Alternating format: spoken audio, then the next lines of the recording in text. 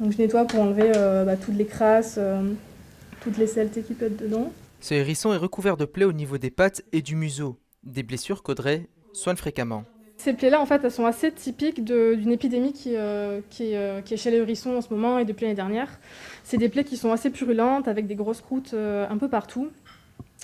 Et en fait, donc, on pense que cet hérisson-là, il a été blessé d'une quelconque manière. Et ensuite, la bactérie, donc une bactérie ulcérante, en a profité un peu pour infecter les plaies. À son arrivée dans ce centre il y a une dizaine de jours, ce hérisson respirait fort. Il n'arrivait pas à se déplacer et ses plaies étaient plus grandes. Aujourd'hui, même si certaines blessures sont toujours visibles, il va bien mieux. Comme lui, 7 autres hérissons sont soignés dans ces locaux. Une fois les soins prodigués, ils sont gardés en observation pendant quelques jours avant d'être relâchés dans la nature.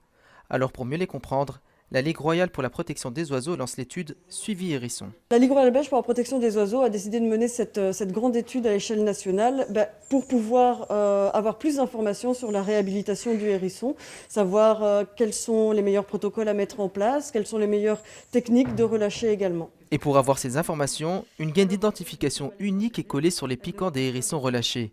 Si vous trouvez un hérisson avec l'une de ces gaines, il vous faudra simplement relever le numéro d'identification et répondre à un formulaire de prévention via le site suivihérisson.be.